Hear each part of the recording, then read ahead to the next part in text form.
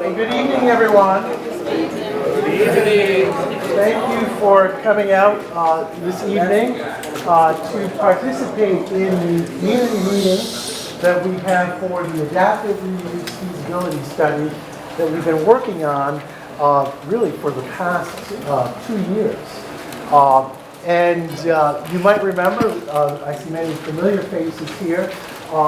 Last January in 2019, we did a presentation with some of our consultants that did an economic study for the historic Fairmont Heights High School. And we took that information and we've been doing a lot of public engagement, and Maha Tariq is going to be talking to you about that. But before we get into that, I do want to recognize and welcome and call to the front here our council member, Jolene Ivey, District 5. And Councilmember Ivey has been very much engaged in this process with the Park and Planning Department staff, and we're very much appreciative of that and all the support that we've been getting through Councilmember Ivey's office. So if you wouldn't mind, Councilmember, just to say a few words to us tonight. Thank you very much. Hello, everybody. Hello. I'm Jolene Ivey, Oakland County Council. Yesterday, we finished the legislative session for the year, so that's good. And we did a lot of great things. We can talk about those later. I don't want to take up their time for this really important meeting. I have been staying in touch about this property. It is such an exciting opportunity for this community. And it's rare to see this many people continuously come out to meetings about a development. And you all have been great. So I'm really glad. That's going to make sure that development is exactly what it needs to be. Because the more great minds that are involved, the better for the project. And let's see, I know there are a few elected officials who are here, and I'm guaranteed to miss somebody. I see Fairmont Heights, I see Stella Hargrove, I see the mayor of Fairmont Heights, Lillian Martin. Let's see, shoot, I tried to make a list, and then I don't have my glasses, so what am I going to do? And then it says 10 people. I know I saw Faye Martin Howell, who's on the Central Committee. Hello. And Donnie Arrington, who's also on the Central Committee. Jackie Dodson is here. Former Councilman Fred Price. Republican Central Committee. Yes. Sorry. No, I missed that. Christopher Langston, who is also a Civic Association president. And I thought I said Patricia Williams. I didn't. She's on my list. Oh, there you are. Hi, how are you? And thanks everybody for coming out. Really appreciate it, and I'm excited to hear what's next. All right, very good. Thanks. So my name is Fred Statora, and I'm the supervisor of the Neighborhood Revitalization section in the Community Planning Division over at the Planning Department at Park and Planning. And with me tonight is Maha Tariq. Maha is the project manager for this particular project, the feasibility study. And also in the back of the room there, if you just lift your hand, Dan Sands, Dan, and Jonathan Green, Jonathan, have also been instrumental in key team resource members in putting this project together, putting this feasibility study together. So the purpose of this meeting tonight is to present the adaptive reuse options to you and to receive your input and feedback. And we're going to be passing out index cards, and if you don't want to raise your hand or talk tonight, you can simply put your ideas or suggestions or comments on one of these cards. We'll collect them at the end of the meeting. And then with all of the information that we get, we're going to keep basically kind of like a digest of testimony where your comments are going to be recorded.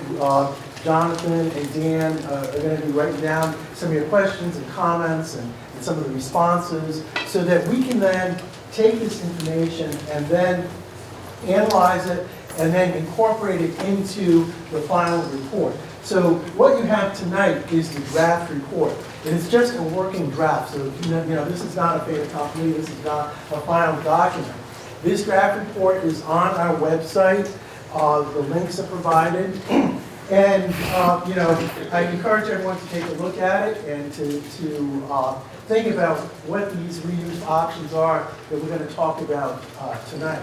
So, again, we're still in process, and we hope that by the end of the year, by December 31st, we're going to have the final draft done, the final version done and sent to our publications, and it will be distributed to the community, to all of you here. And then this will be a great tool to use for the prospective, development going forward for the Fairmont Heights High School. So, but we had to start someplace, and this is the best way to start. We did the economic study, and now we're doing these various options to present before you to see what is viable, what we can do, what the market would support, and also what the building would support too, because you're going to find out there are a number of constraints to the building as well. But that doesn't mean that we can't utilize the building. So anyway, with that being said, I'm going to turn it over to Maha, and we're going to save questions to the end.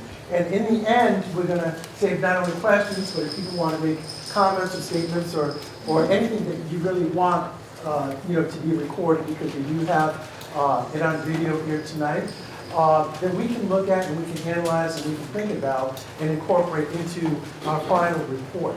So your participation really is critical here. Thumbs up, thumbs down, we're going in the right direction, we're going in the wrong direction. We need to hear that. Because when we were here in January 2019, we told you that, we need your input. And we're so pleased that we have this wonderful turnout tonight. And I do appreciate all of you taking, your time out of your evening to come and participate in this important community project. Samaha? Yes. So I welcome you all here. And I know I recognize many of the faces, but I do not know all. Yes. So I'm sorry about that. I welcome you all here, and I do recognize most of the faces from our last community meeting. The purpose of the adaptive reuse feasibility study is to suggest reuse options which are financially feasible, and that also takes into consideration stakeholders' suggestions. This adaptive reuse study was informed by the economic study, which we completed earlier this year, and that we presented to you in our last meeting. And hopefully these reuse options will allow us to preserve the legacy of the school, and it can become a community asset. So the objectives of the study are to identify strategies to preserve the cultural and historic significance of the school, identify financially sustainable potential programmatic use options, identify potential multimodal transportation options, and identify some of the funding options.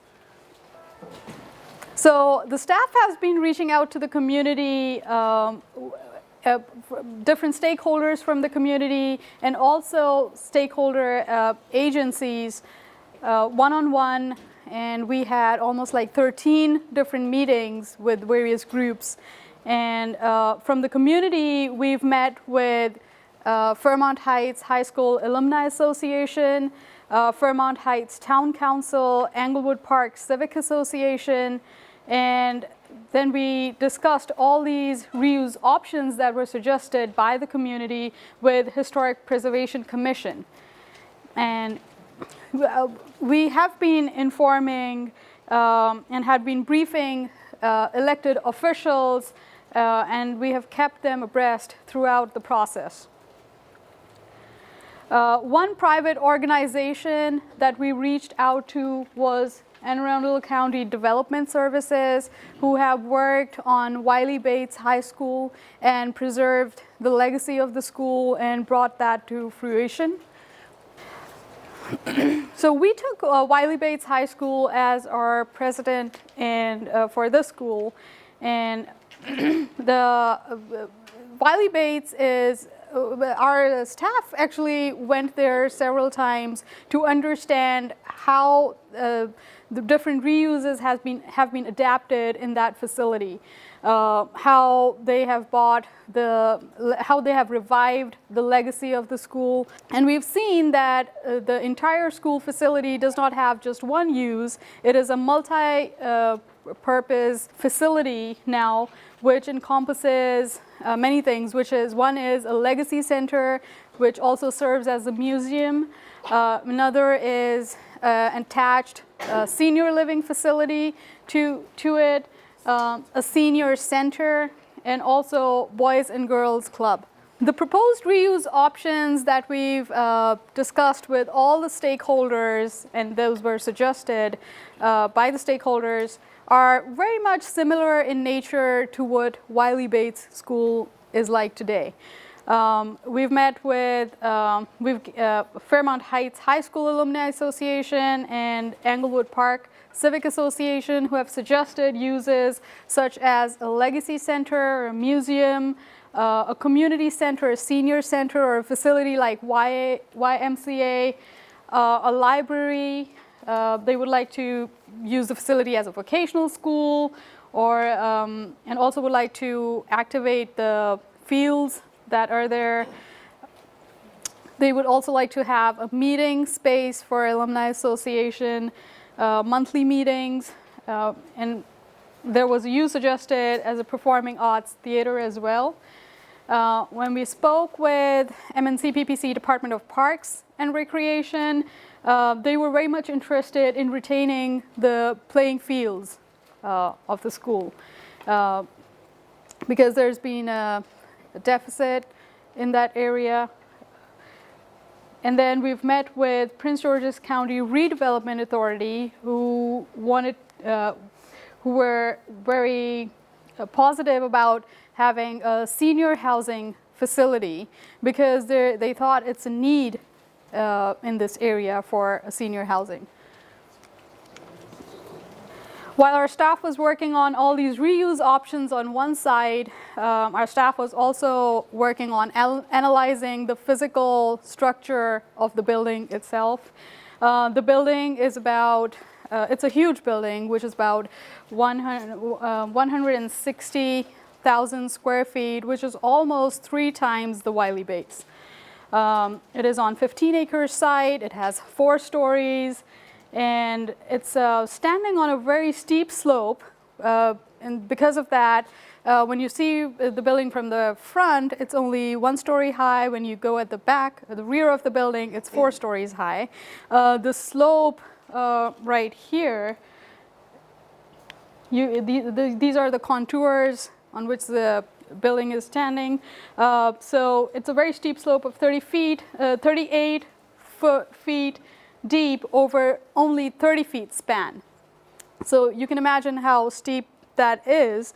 And because of all these things, when we analyze the building, it is very hard to demolish the building. If we have to put in only one use, for instance, we put it on the first floor of the building, which is visible from the front of the building, and we do not have any other uses for the building to retain the other parts of the building, we would go for demolition. But we cannot do that because it's standing on pile foundation and there is no ground beneath it. So that's a challenge. So we strategically, very thoughtfully have to think where those uses will go and how we can retain what parts of the building. I will talk about that later. And then I would briefly like to talk about the historic designation and the integrity of the building because it informs our scenarios that we suggested in this report. So the entire building structure was constructed in 4 phases. The first phase you can see that is highlighted in purple right here This is the original part of the building, which was built in 1950, and this has the smallest footprint. Later, these green parts right here and at the back of the building, these came in 1951. And the one in the front, this is the gym right here that I'm pointing at. It's right here. In 1956, these orange masses came up. In 1983, after the fire, these yellow masses at the back of the building came up, which enclosed the building to form a courtyard at the back of the building, which is right here and right here. So over the time, not just additions took place within this building, but there have been many alterations that were done in this building. The main entrance, which is right here, in 1950, which is the original entrance, was relocated at the corner of the building and became a diagonal entrance. The materials have been changed, as you can see. Then many windows were closed and many windows type was changed. So what happened was that it lost the character-defining features of the building. And I would just like Fred to jump in and talk a little bit about the National Register nomination. Right, so at this point, the Fairmont Heights High School is a Prince George's County historic site. So it's locally designated, as we say. It's a designated county historic site. It came in under the 2010 Historic Sites and Districts Plan, and it is regulated, any changes or whatever are regulated, through our subtitle 29, which is under the purview of the Historic Preservation Commission. So it is a historic site, and it also, as we all know here, besides its architectural features, which Maha just mentioned, have been altered or changed, from its 1950s appearance. It has cultural significance, and that's kind of what we want to preserve and what we want to honor with the stories and the legacy of what took place at the school, the educators that went through there, the students that graduated from there, and basically the social climate in which people had to obtain their educations. It's all a very important story, not only to Fairmont Heights, but also to the entire county, because everybody that walked through the doors of the school weren't just from one locality, as we all know. They came countywide, but it also has, the story has important state and national significance. And that's what we want to really have people get an understanding of when they experience, the Fairmont Heights High School. So from just a purely technical preservation point of view, if we're just looking at the physical features, we look at the main entrance location, which has changed, materials, which Maha mentioned, changed, the windows and some of the other openings, were changed in subsequent decades as the building programmatically changed to accommodate, the different uses, and also how the needs of the community responded to, the building responded to the needs of the community. So I mentioned it's locally designated, but we looked at trying to get it listed in the National Register of Historic Places.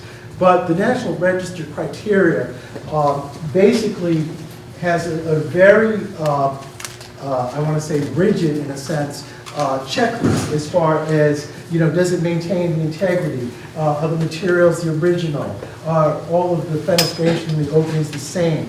Well, we know that that's not the case. So we worked with the Maryland Historical Trust, MHT, which is the state agency that works with the National Register, and they gave us indication that it would not be eligible for National Register listing. However, again, it is a Prince George's County historic site. We've been working with the HPC, and we will continue to work with them as we explore options and how the building will evolve, for future flexible use, multi-generational use, and the like. But one of the differentiating characteristics of this building and Wiley Bates in Annapolis was that Wiley Bates did maintain its historic integrity as far as its built characteristics. So they were able to tap into historic tax credits, which this building would not, without being eligible for National Register. But that doesn't kill, what we're proposing here tonight.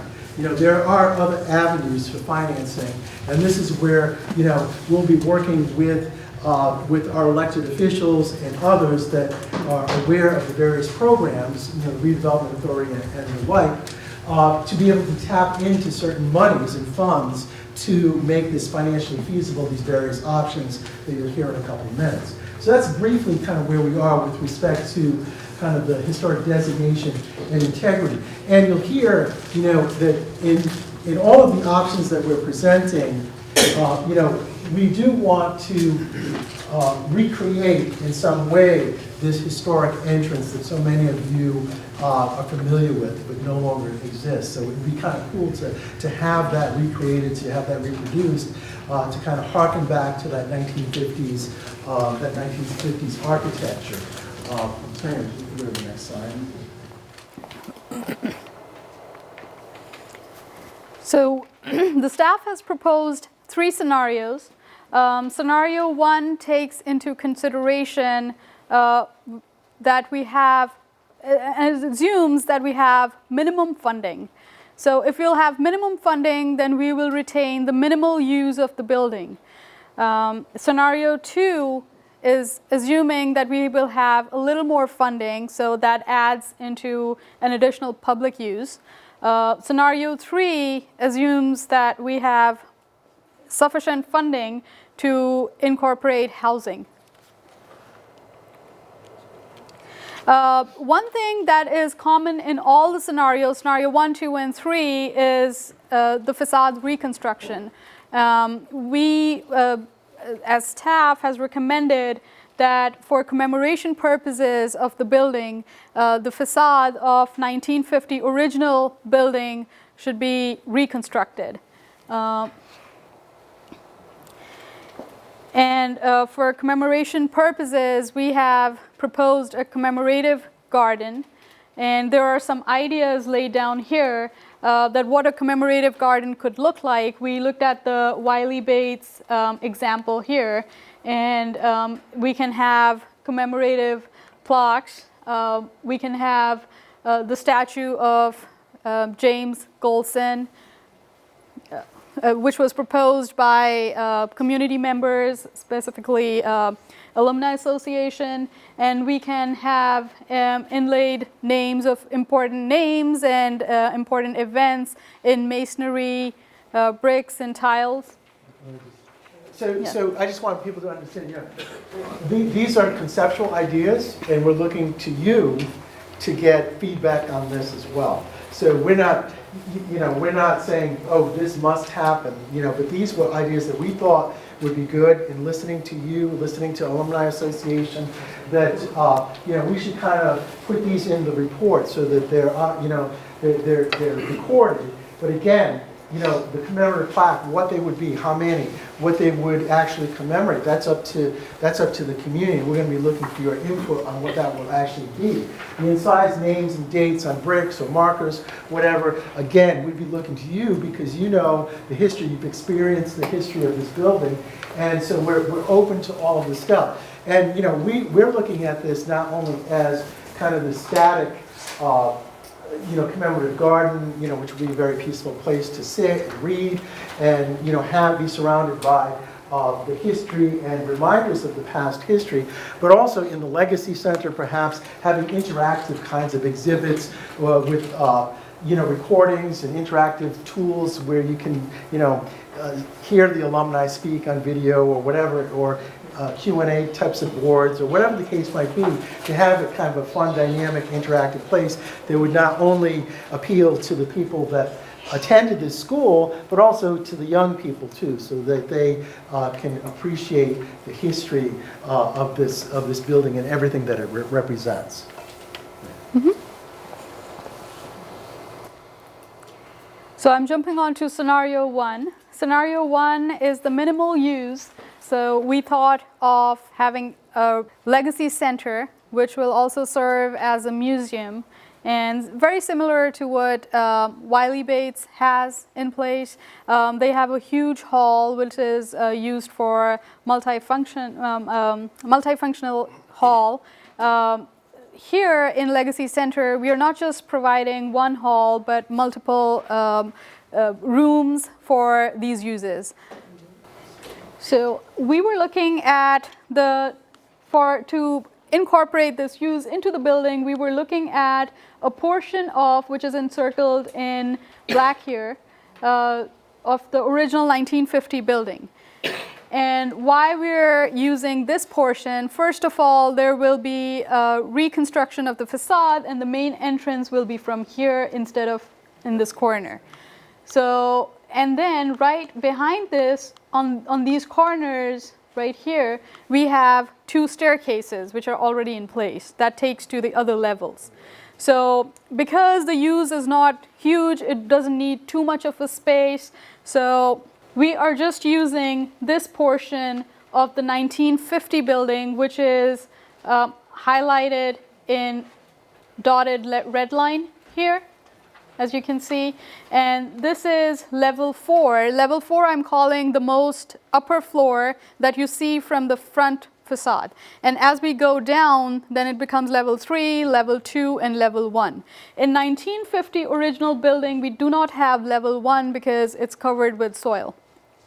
As we progress, you'll understand these images more. So we are having a Legacy Center here. I'll just read out to you. This is a library. This is a central lobby, a meeting space hall, and this is a Legacy Center on level 3. And these are other facilities that we need, toilets or kitchens. And, so the entire scenario 1 takes only 4% of the entire building area. I have a question. So if you only have minimum financing and you're only using 4% of the building, and then you say you're unable to Yes. demolish. Yes. I'll answer your question. That's why we cannot fill up these parts on level 1. That's why we're going down. So you go straight down. So Yes, yes. So- And we're gonna, in this scenario, we're proposing to, this is the facade right here, retain the facade, and then use only this part of the building. So what happens to the remainder?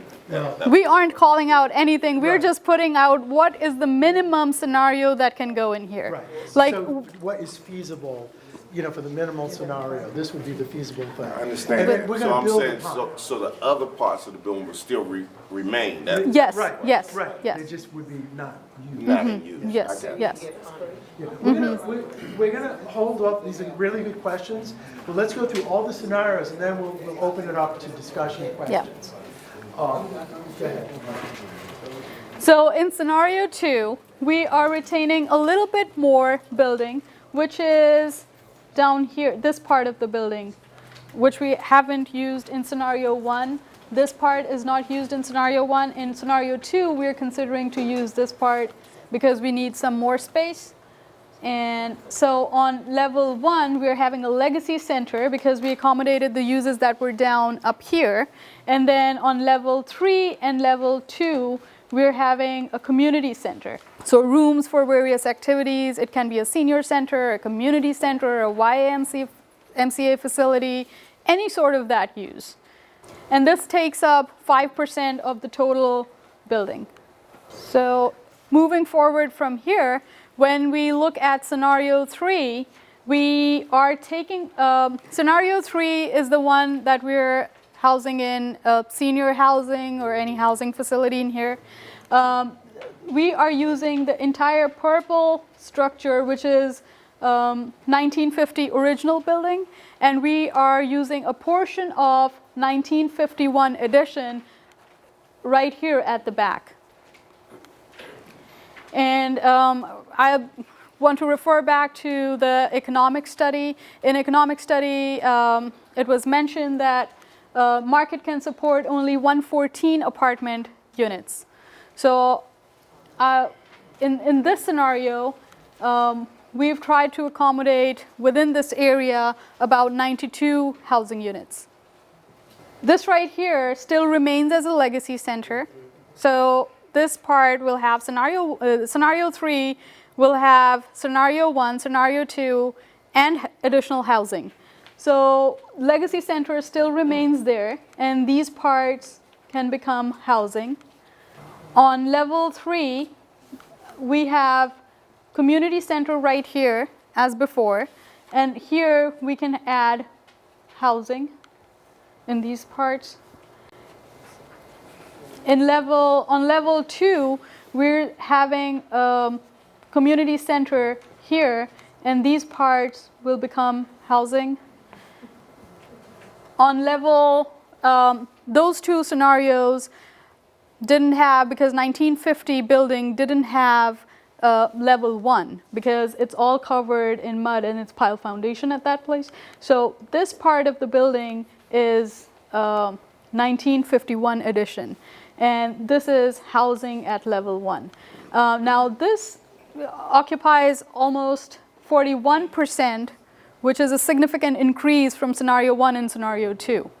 Also, we're taking in information as this develops, and in scenario 3, it was also recommended to us to look at the gymnasium here as well, because if we do get a user for the gymnasium, whether it's the YMCA, Boys Club, or MNCPC, Parks, whatever, this would, I think, bring the percentage up to 62%, by just using the gymnasium as well. And with that addition, we're going to be looking at its own separate ingress and egress, so that the users of this gymnasium, wouldn't have to go through the main building, and the cars wouldn't interfere with the business of the housing and the legacy center and the other resources that are in this block here. So this again, with the possibility of finding a user for that gymnasium, could open the doors again to a greater percentage of use of the building, and then of course that use would be connected to the playing fields and the like. So that's kind of a hope there. So go ahead, go to the next steps. So this feasibility study is basically a baseline tool which discusses all the reuse options. And as funding becomes available, we know what to look at. Now the next steps for the project is that today we're going to review all your comments, and we're going to revise the draft report that we have and address your comments into that report. You can email your comments to me, or make a phone call, or write your comments today, or make any suggestions. And the deadline we have for now is November 25th, because we would like to... So Jonathan has the cards, Yes. too, the index cards. He'll pass those around if you want to write things on that as well. Yeah. So we'll have that. We also, are recording this, so whoever speaks and doesn't want to write things down, we'll go back to the recordings and pick that up, and again, put that into our digest of the different kinds of testimony that we receive. But let's say you leave today and you didn't have a chance, or you forgot to mention something, or tomorrow, you drive to work and you think, gee, why didn't they consider such and such? Well, you have until November 25th to call that in, to email it in, to contact Maha, contact me. We'll get it, we'll listen to you, and it'll become part of the record of today's meeting. Yeah. And why we're providing this date, because we would like to address all the comments and put it into our draft report. And as we would like to finalize our draft report and send it for publishing by the end of this year. So again, just so we know where we all are right now, it's a draft report. We're open to your comments, suggestions, whatever, inputs, definitely your input. And so then what happens after December 31st, right? So we have really a really good baseline document with a lot of valuable information. We started at point 0. Yeah. And, Maha, fortunately, she has a background not only in planning, but historic preservation and architecture. She's an architect. So we've been able to do this in-house using our staff time and not using, consultants or architects or engineers. So we really, as I said, we have a lot of really valuable information, in this draft report at this point.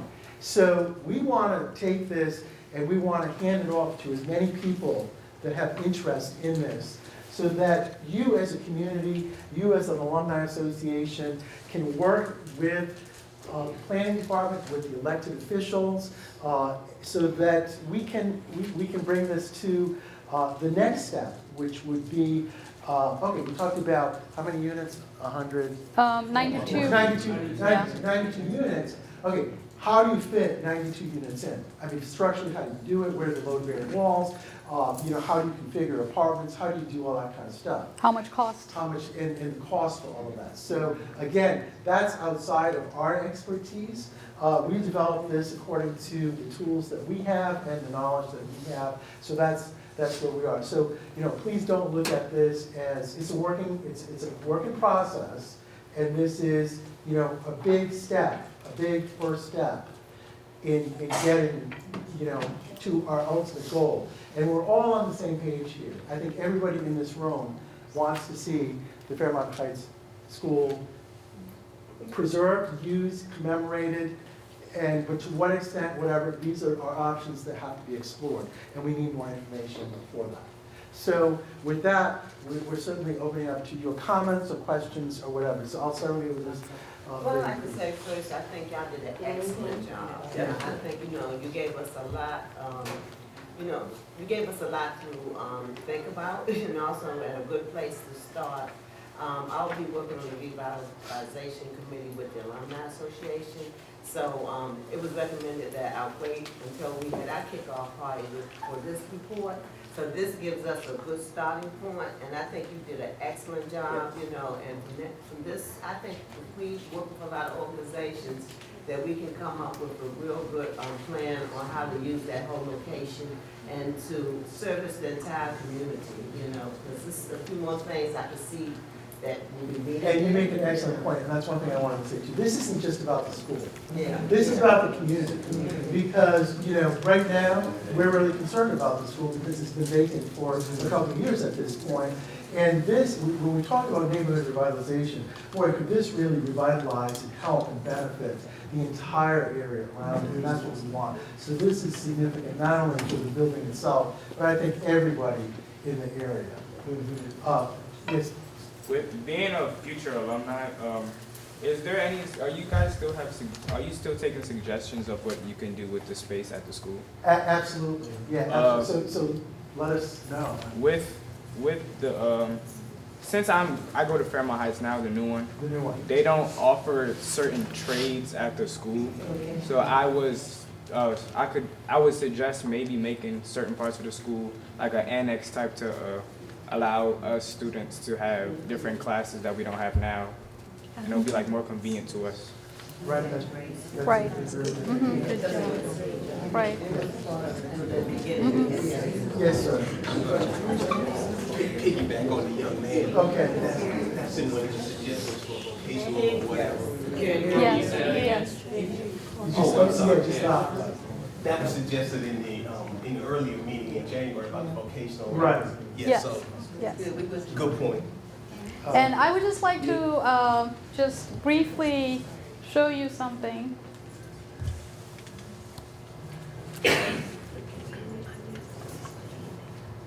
When we were talking about the rooms right here, so these are rooms which can be a senior facility, a senior center. It can be a YMCA facility. It can be rooms for a vocational school. So there is a thought that has already been incorporated as far as this goes. But yes, we take your suggestion and we'll definitely address it. And we're definitely looking at multi-generational here, from the youngsters all the way up to senior citizens, all using this building some way. Yes, sir. Yeah, I also agree with the two gentlemen. regarding the vocational education. But I want to ask, I didn't get clear, maybe I didn't hear well. Why is the school, what's the school, why is it deemed a historical site? Because I had another thought about that. Okay, so it's a locally designated, it's the Prince George's County designated historic site. And it came in 2010 under the Historic Sites and Districts Plan. And when the plan was being developed in 2010, we heard a lot from the community, from a lot from the Alumni Association, and they started to tell their story. And so the historical legacy really kind of took precedence over some of the physical attributes of the building. And so that's why we made the distinction between local designation and National Register designation. So, go ahead. Oh, okay, because I could be not thinking right, but I thought what had to do with it being a historical site was the fact that it was located in predominantly African American or Black American. That's part of its history. That's an important part of its And history. that was the only school that blacks could go to. That's right. Back when, so I thought that had something to do with. That's critical to the history. Yeah. That's critical to the historic significance of the property. This, go ahead, John. No, you're fine. Okay. So just to clarify, so basically, as scenario one is just the legacy center, right? Just Yes. that kind Yes. of a museum type of thing. Scenario two is a kind of an expanded community center. Yes, In the sense that yes. offering more Yes. medium rooms and potential vocational rooms. Yes, yes, that's And correct. then scenario three is housing. Yes, And then and what determines the scenario that we move forward with is funding, right? yes, And then, okay, and then one more thing, you said two different numbers on the housing, 92 for Yes, the building to support, right?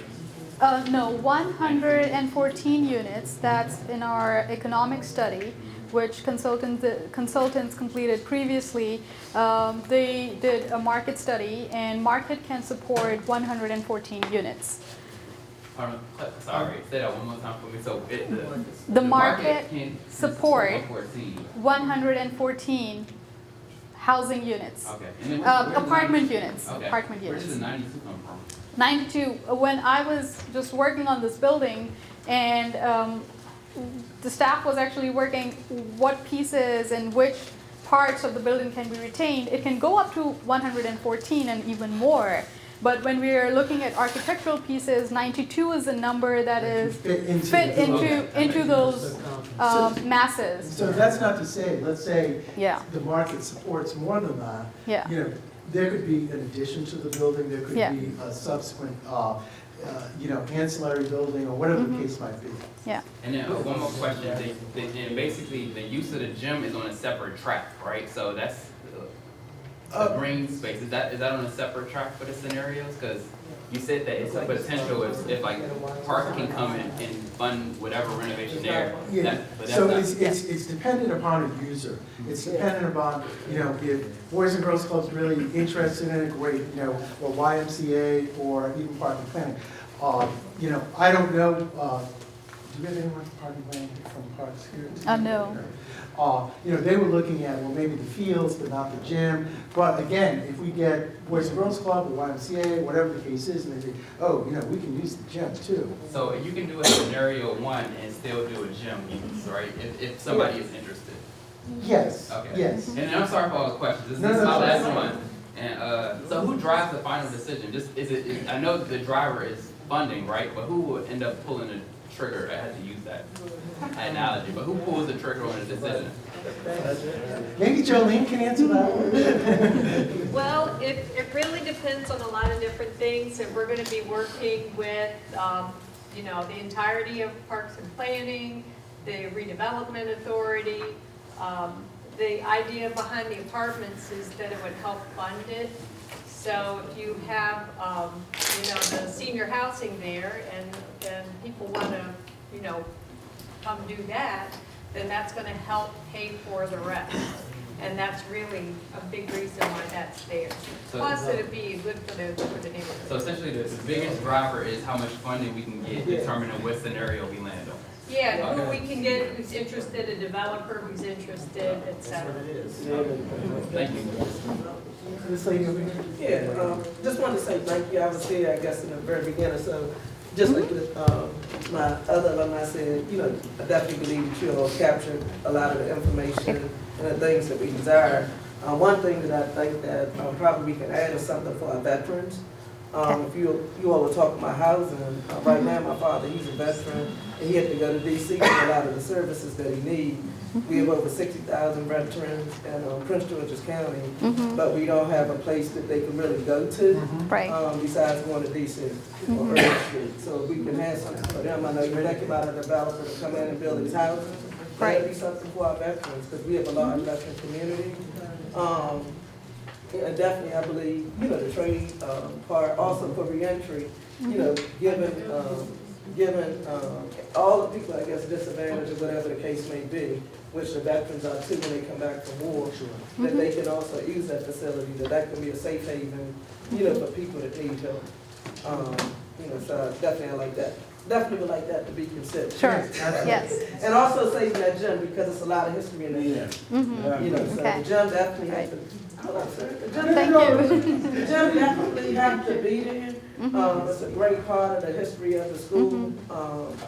As well as, you know, making it maybe like an event center that people can actually come in and, so since we talked about, I guess, the opportunity to also make money, Right. people can rent out the facility. Yeah, but thank Right. you. Yeah, Okay. absolutely. All Thank right. you. Those are great comments. This gentleman right here.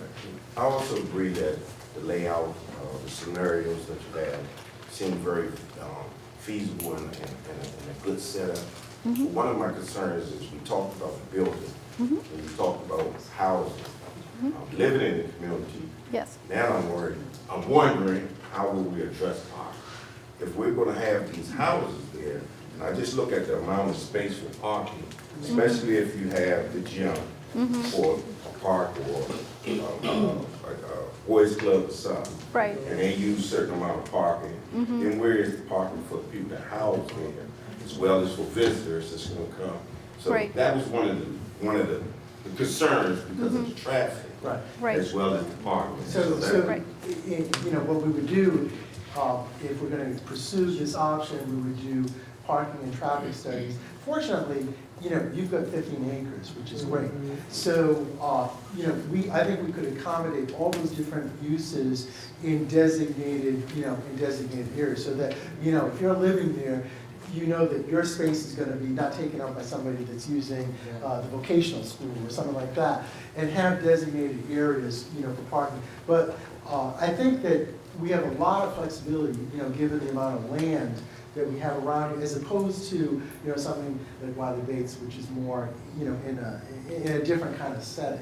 You know, this is much more of a campus-like, you know, type of setting. So I think we can accommodate that. Well, I only was saying that because you're also trying to preserve the playing field. Yes, Yes. yes, my answer to this would be, there are bus bays, and we haven't looked at the exact number of how many parking spaces can that accommodate, but it's sufficient enough space over there, and then we have a parking lot up at front as well. And we haven't taken up all that parking lot as a commemorative garden, so we've left portions of that too. And so some numbers of cars, much bigger numbers of cars can be accommodated as on these two locations, but it doesn't mean that we haven't proposed anything like taking up fields for the parking or anything as such. Right. The other thing too is, you know, when we look at the uses of the building, let's say it's senior housing, well, a lot of seniors, you know, don't drive, or you know, we could propose shuttle systems. There are 2 metro assistance That's the stations. exact case at the Wiley Bates as well. But also though, Oh. seeing that my mom was at a senior facility, we have visitors that come. Yes. And some still do drive and so forth. So Right. I was just saying that that's. Yeah. part of Yes, the this has study been that raised needs to before, be and considered That's when right. we Yeah. talk And about the that uses of the yes. parking lot. Yes, these questions has been raised before, and we as a staff has been discussing this as well. And it's in another study or part of another study or when we'll go forward, because this is the first step that we're doing. And then when we'll be having like cost estimates or things like that, actualizing the project architecturally and looking at spaces, this is enough space. It's a lot of space that we already have here. And I have no hesitation that it can address parking. I'm going to take this lady here, then this lady here, and then the gentleman with the hat. Thank you. You did a very good job. I love the scenarios, but the question I have is, what were the assumptions that you made in the funding level for each of the assumptions, the scenario to get to what you were going to do? How much funding did you consider for scenario one? How much funding was considered that would be obtained for each of the various scenarios? And also, when they talked about the vocational services, there was vocational components in the school before. So some of that may still exist, I don't know. On the back side, levels 2, 3, and what is it? Yeah, 2 and lower. So, yeah. The second part that you talked about, the vocational schools, I didn't know about that. Yeah, Thanks, yeah. thanks for giving that information. Okay, thanks for sharing that with us, which means the facility is there. Yes. And the first part is you talked about the funding. Yes. So that's again what you were asking for. It's not the funding options, but the cost estimation of each of the scenarios. Now, the cost estimation is not part of this report. That is out of our skill set at the staff level that we have.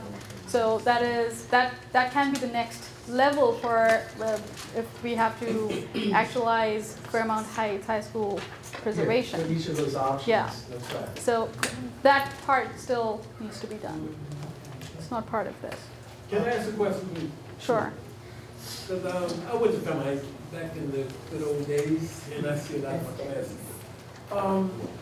The school, who's holding the building now? Who's holding, is it the Board of Education or the parking plan? Board of Education. The Board of Education has the building now? Yes. And you all are the redevelopment for the Board of Education? No. No. So the school is going to be, because what I'm going to ask is, where are the other proposals going to come in to you all or to the Board of Education? No, so the Board of Education does have title to the school right now. So the Board of Education would really have to deaccession the school to the county. You know, so then the county would have to, you know, and I use the word in quotes, dispose of the school to, you know, whoever is going to be redeveloping it, who that developer would be.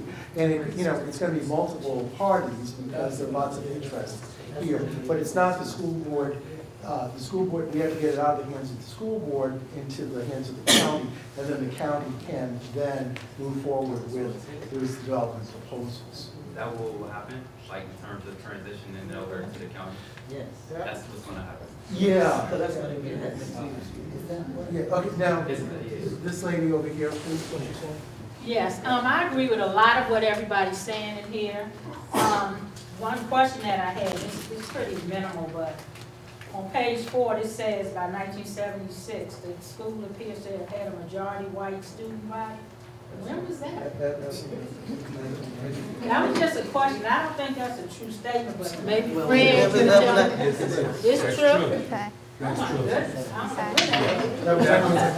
That was when the county had to go to forced busing, and that's when kids were bused out of Fairmont and sent to Central, sent to Duval, and we've talked to many of those. They never liked it. And kids were bused in from Bladensburg, one of whom was the former police chief of DC, who's now head of security for the NFL. She was one of those, and she acknowledges that she did go to Fairmont, and she was one of those who was forced out of Bladensburg into Fairmont. And if you look at the yearbooks, which are online at the website, you will see that there's 3 or 4 years of yearbooks where the majority of the students in the yearbooks are white. Thank you, I didn't know. That's where we got that from, your books. The other thing is that I was thinking about the gym. Like currently, right now, we're trying to have a dance, alumni dance. We have nowhere to have it in this area, but if we could have that space open as, open as a space for people to rent out, that would be a good thing. I also was thinking of more community-based things in this building. Like we were saying, downstairs on the second floor, there were shops, cosmetology, everything. Maybe a trade school or somebody could buy that and run their programs from out of that bottom space.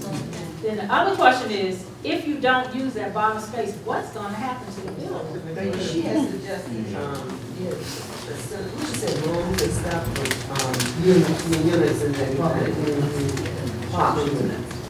The bottom space of 1951 structure that we're talking about, okay. The one at the back Still right make money here. off of, well, somebody, the trade school could rent it out and pay you rent or pay whoever rent. And still make money to help support the building. But if we don't do anything to the bottom part, that seems very, not good. Not good. Okay. Okay, the gentleman over I there. think Larry Yeah, I do agree has been with raising those hands. suggestions. But I don't know if I understood what the plans or what the scenario was for the fee. Unless I missed that. What were the plans for the field? The plans for the field, The proposed plans for the fields are that we're retaining the fields and they will be used for the same purpose as they have been using from past so many years. Well, So the I think softball field would retain as such, the tennis courts will retain as such. So we're retaining all the fields as they are. All right, now, scenario 3, does that utilize most of that building, most of the time? Yes. And did I understand you to say that what wasn't used would be demolished? Or no. I misunderstood that? What's the question? No, what's not used will be demolished, is that? No. We aren't proposing it. We're just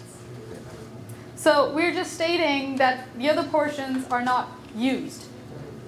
We aren't proposing or stating that any part of the building is demolished. This is just to understand that if we have certain funding and if we have certain uses that can be actualized based on that funding, how much space will be utilized within the building and how much can be stayed vacant. We aren't using the word demolition. Yeah.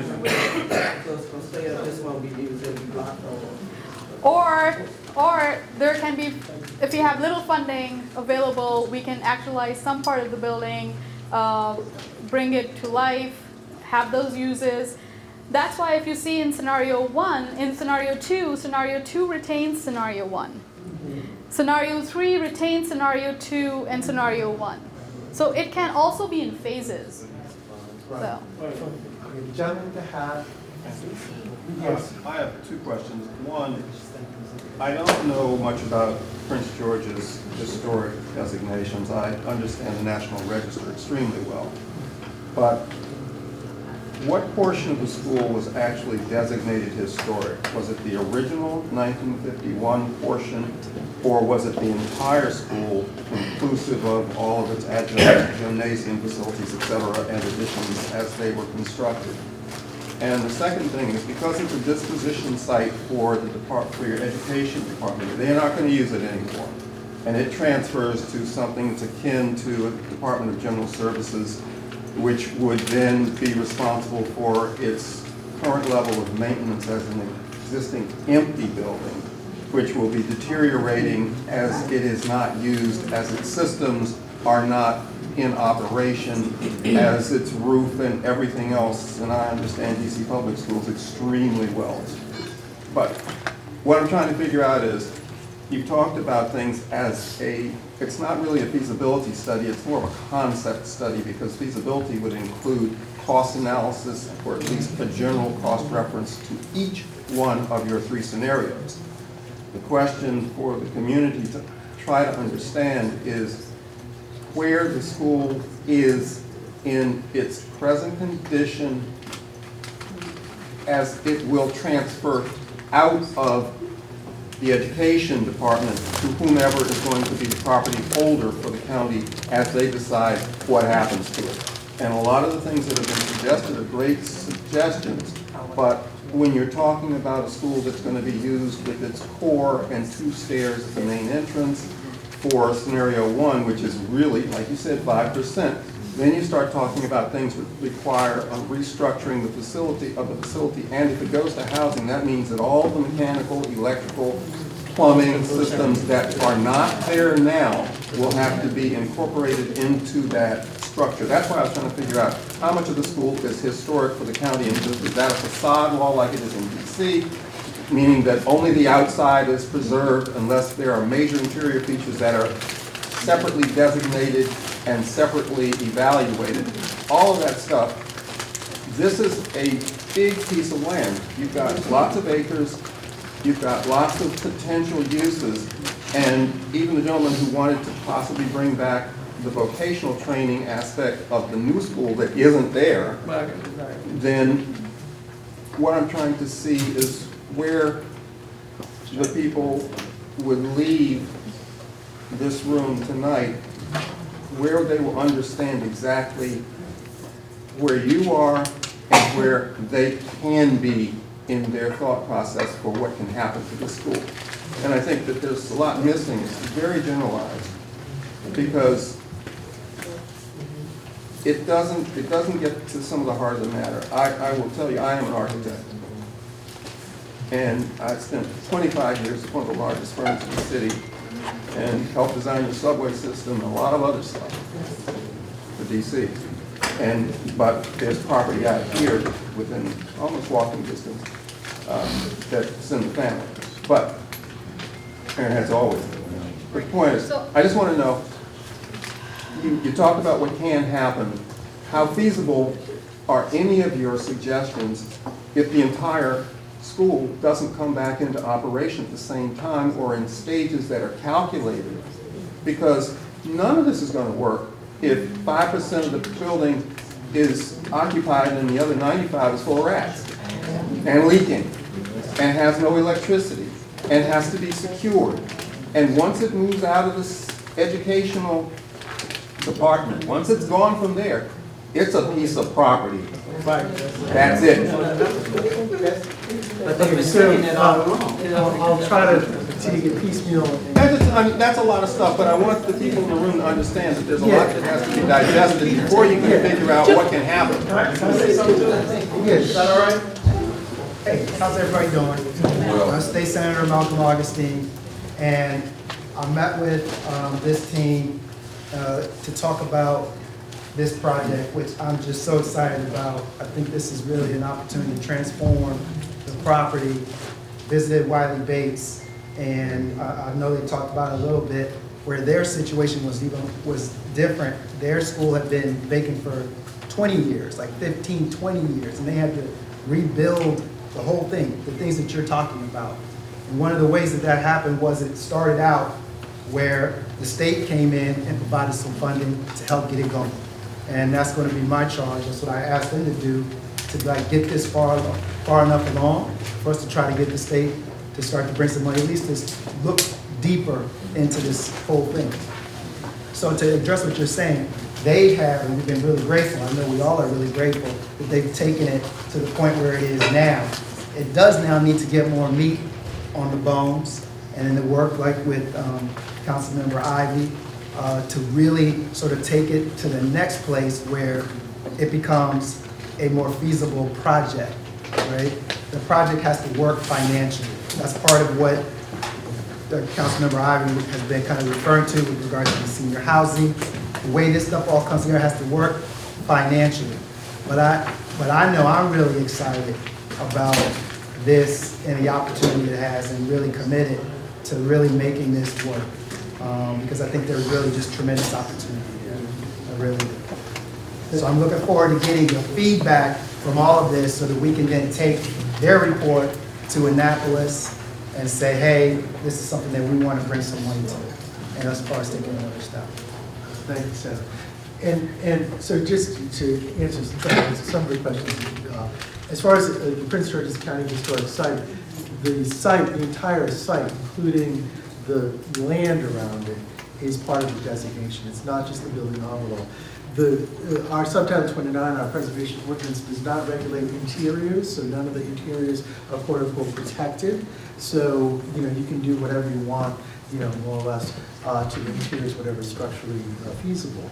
But it is the envelope of the building and the land around it that is all incorporated into the historic site designation. Yes, this is, would this technically be called, you know, a feasibility study in the architectural or engineering sense of the word? No, but that's where we want to take it to. This is in concept. This is all conceptual. This is our first step. This is our first step to kind of flesh out some of the ideas, to get community input, to see what would, you know, possibly work, what wouldn't work. But yes, we definitely need, you know, the expertise of engineers and architects. We have to figure out what hazardous materials have to be abated, you know, what asbestos problem, what, you know, the PCB, whatever the case is, you know, that all has to be studied and analyzed as well.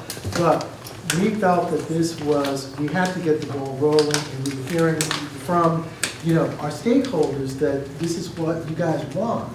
And so we're trying to respond to that and doing it in a way that we were capable of doing it, that we knew that we could do this on our own in the sense of not having to wait. We can't wait years and years and years because, like you said, what's going to be left in 10 years when there's no HVAC system going on or, you know, minimum security and all that kind of stuff. So we're hoping that this kind of report is going to show the greater, you know, the greater community, the politicians and the people, you know, that have access to funding or you know, can represent us to say, look, this is what the community wants. They're serious about it. They put their heads together and they, you know, want to take it to the next step. So please help us do that because we can't do it, you know, in park and planning. We need something much bigger.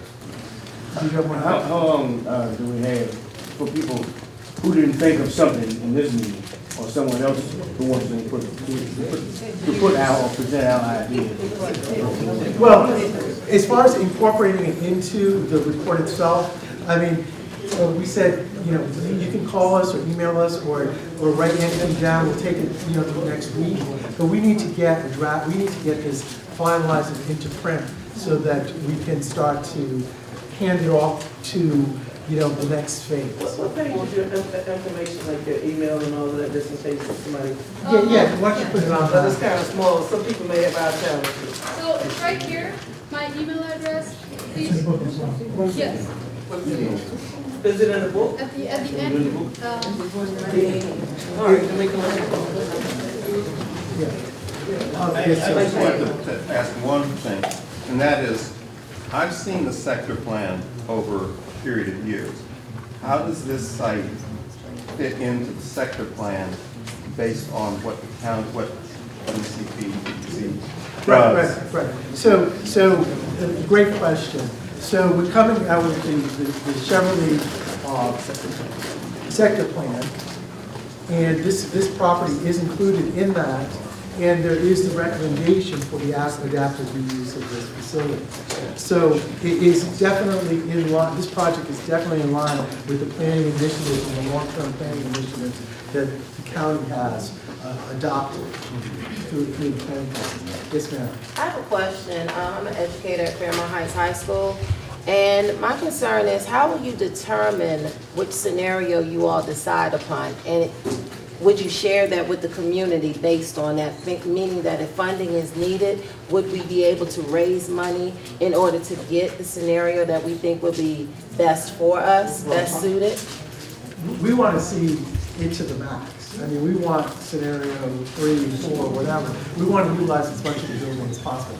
That's our vision for the building.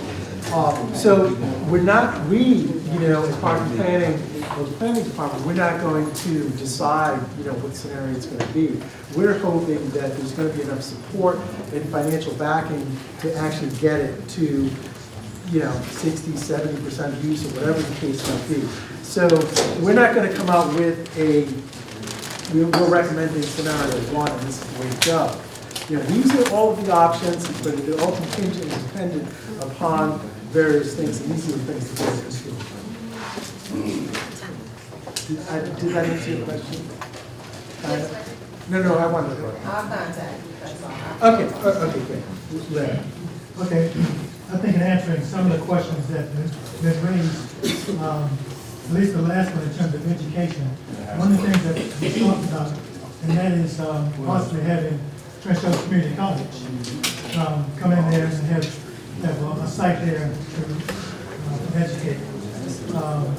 That has been that was a part of the recommendation of Dr. Daisy, who was the superintendent in 2010. I was one of those who worked with the Historic Preservation Commission and Prince George's County Historic Society in getting Fairmont Heights recognized as a historic site. And one of his recommendations, his recommendation was that there be another building, another facility built because the current site could not accommodate a school family. That was one part of the recommendation. The other part of the recommendation was that it continue to be used as an educational institution. Another part was that the community to be able to use it. Another part of the recommendation was that the alumni to be able to use it. Another part of the recommendation was that it to be used as a museum of African American achievement in Prince George's County. So all of those things are a part of Dr. Dacey's recommendation in 2010. One part of it has been accommodated, and that is the building of the new school. A part of what we went on to do, I was also asked to be a part of the Greater Chevrolet sector plan. And in looking at that, we were looking at some of the things that the community want and need. We're looking at a library. We currently have a library in the school. We could have the library system buy into it. Maybe a police station, so that they have some place that they can come to work out. As well as there's the, as I mentioned about the educational aspect of it, Prince George's Community College could also come in and have a facility there. The library system. There's so many of the other county systems that could be located there, and that would kind of offset the total costs. So those are some of the, not just the financial things that could be accommodated there, but also the providing services for the community. Like I said, the library system, the police department, all the different services that wanted to be coming in there, and the school system, the community college as well. So it's those kind of community services that we were looking at being a part of that site. We would also like that the alumni, all of us who came out of Fairmont Heights High School, have great affection for our faculty there, Goldston, as well as all of the staff there. And we would like any memorabilia that you have that would assist us in showing our appreciation for them providing the kind of guidance that we are enjoying now. So those kinds of things we continue to ask our alumni to provide for us, so we can be a real display of our appreciation for all those things that they have done for us and put us in the standing that we have currently. There is much more that we can go into, but hopefully all of us on the same page was trying to make it work, because it was the greater community that fought to have Fairmont Heights High School built in the first place. So that kind of community appreciation, I think that we need to display. It was the only school for blacks, high school for blacks, for us to attend, those of us from Akakeek to Laurel, and from Bowie to North Brentwood. So all of Prince George's County have a buy-in to it. So hopefully you'll be speaking with your council representatives, your delegates, all those folks that represent you in Prince George's County to assist us in making it happen. The whole facility can be used. It's no doubt about it. Because we went to school and utilized the whole school system. So all the ideas that we're presenting now can work in that facility. Outreach programs for the community. See, like he just mentioned, all the blacks, from Surrattsville, Oxon Hill, all the way down to Douglas and everywhere, right? So all four corners of the county, they came to Fairmont Heights. No doubt about it. So what I wanted to ask one other question, what is the qualifications for the National Registry? Okay, so as far as the National Registry, the qualifications, one qualification you clearly get, which is the historic significance of the story, and Larry just beautifully outlined that story right there. The physical characteristics is where this is lacking because the historic integrity of the building in the sense that it doesn't look like the 1950s building that was built. So that's the deficiency there in, if we would make application, that would be because of the modifications that were done, and the change of the facade, of the brick, of the fenestration, and all that kind of stuff, that's where we get into some problems with that. Nathaniel, did you have Two things I had. One, I like the idea of having the apartments that can kind of support, bringing income. But what type of apartments are they going to be? Are they going to be one-room studio? Are they going to be just for the senior citizens, like a senior citizen community? Okay. And then the other question that I have is, this is all great, it really is. But what is your long-term plan of beginning to the end? You're talking about phases here, scenario 1, 2, and 3. Once you get the money, how long will it take? Will all these people in this room be able to use these facilities at some point before it's finished? I asked, and you laugh, but I've seen those 5 and 10-year plans that don't get started to 10 years after they're supposed to be finished. Okay, so Wiley Bates itself took like 10 years to become what it is. And it is just because it is really hard to find funding sources, and that is really the big challenge. The challenge is not that the construction and bringing facilities up to date. That's the key. And then we have to bring all the stakeholders together on one page and work from there. And that's what they did in Wiley Bates. I would also like to refer back to your question, which was how are we're thinking of phasing it, or because it's the whole building and they're like what is the condition of what is the existing condition of the building. This report does mention the existing condition of the building, where HVAC system is, where the plumbing is. It's not in good shape, but it's not in as bad shape as with Wiley Bates. And then we are thinking, we have looked at the Wiley Bates as a precedent and in very much detail. They're having individual HVAC systems for all the uses. So they have, the Boys and Girls Club have their separate HVAC system, senior housing, and then within one building they have lease lines on each floor. So that's how it has been separated, and that's where we were going for this building as well. That's the idea we had for this building as well. I cannot answer your question. I would love that you all in this room would be able to use this building. And we're trying our best. So that's where we are. Where have you been looking for financial assistance in terms of developers? Okay. We are just proposing this, and we went up to the Redevelopment Authority to see how these can be actualized. Are there any, what do you think about this? And so they were very hopeful about the senior housing, and then we've also spoken with Councilmember Ivy about the funding options, and we are working on these steps. Okay, I want to get this. So then, This lady so then here. the follow-up question to that would be Councilman Ivy, how much is this gonna be a priority once it transfers hands from the school, from the Department of Education into the hands of the county? Is this gonna be fast-tracked?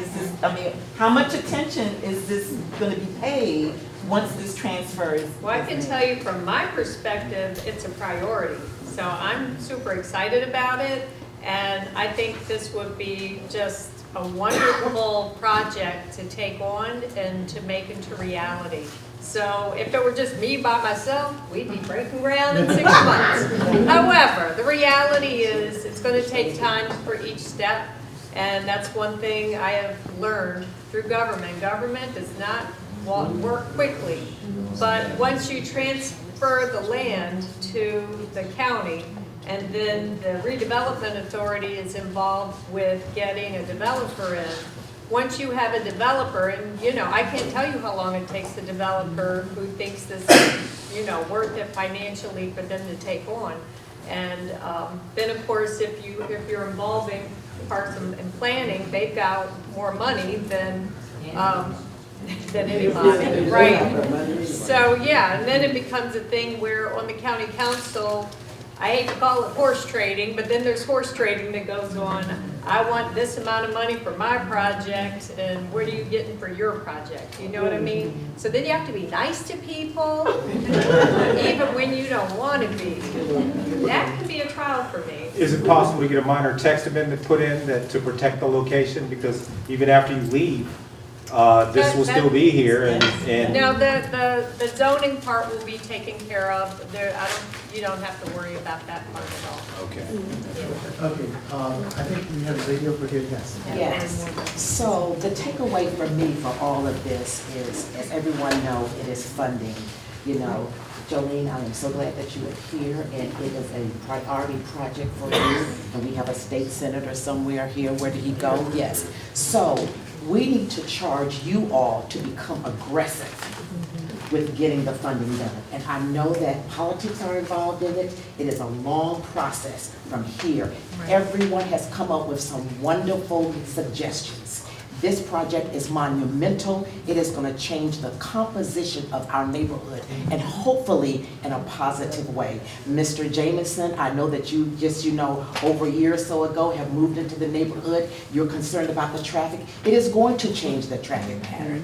But I think we need the takeaway here when we leave here today. We need to have some clear and concise ideas and suggestions come together as a group. Even if the Alumni Association, the surrounding neighborhoods have to meet so that we can all be on the same page, because things can get very distorted, very twisted, because everyone is not going to be pleased. But we have to look at the big picture. It has to be the benefit of the community and what we need for the community and all of the resources for our neighborhood. That is all, that's the bottom line, because we are a long way out from even getting a developer. That is a process. So we've got to get on the same page so that we can make this work. We all love Fairmont Heights. It is a historical landmark for all of us who went there. Be it on the register nationally or on the register county-wise. We want it to benefit our community, and that's the bottom line. It's going to take a lot of money, no matter what concept you have here, because I agree with this gentleman, it is not a feasibility study, it is a concept. And you have given us 3 different scenarios. Maybe those scenarios are not the scenarios that will work for us. That's why we have to collectively come together as a group so that we can decide what we want for our community, because we cannot let anyone else decide this for us. That is the takeaway right here. So we have a lot of thought. You have to give it a lot of thought. That's my only takeaway. Thank you. Anyone else? This lady. At the last informational session, one of the questions or concerns at the end of the session was, since the Board of Education owns the property, Why can it not, has there ever been a consideration given to the possibility of putting another school there? And I'm thinking, you know, since I heard a gentleman mention vocational training, I'm thinking just another whole school facility dedicated to vocational training. You know, I think the problem with that is just if you're just going to make it into a school again, Right. all the work that would have to be done to it, and who's going to pay for that? Us, right? There's no developer is going to come and make money off of just redoing the school to be a school, which is why we've had these talks about, and the feasibility studies were really a lot about what can exist and make money in that community, and that was senior housing. That's the feasibility study they were talking. And demographically, for this area, it is seniors. Yeah. Demographically, for this area, that's the best way to honor the past, the present, and the future. And raise When the decision was made not to, when the county had to make, when the Board of Education had to make the decision whether to renovate Fairmont Heights or to build a new facility, the estimated cost to renovate it at that point was between 60 and 70 million dollars. Given where it is now and the fact that there's no HVAC working in there, there's none of that, all of that is gone. It's at least 60 to 80 million dollars just to bring it up to code. The Board of Education don't want it.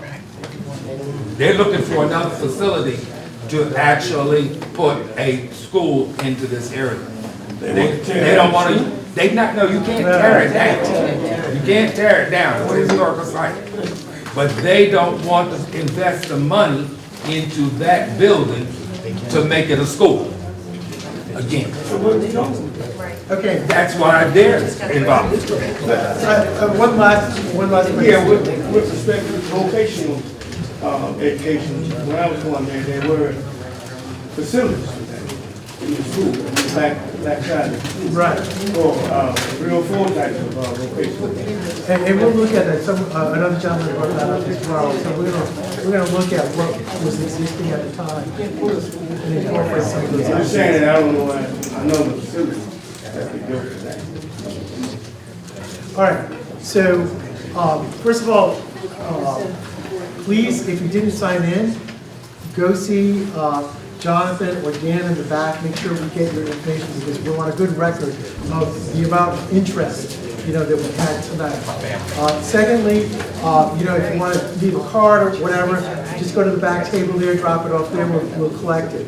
You've got Maha's contact information. Feel free to contact her. Again, if you want to talk offline, you know, any comments or questions, let us know. We're all, you know, like sponges here, trying to receive all this information. I do want to thank Councilmember Ivy here for taking the time throughout this process, and I also thank Senator Justice as well. Thank you. And thank all of you for taking the time.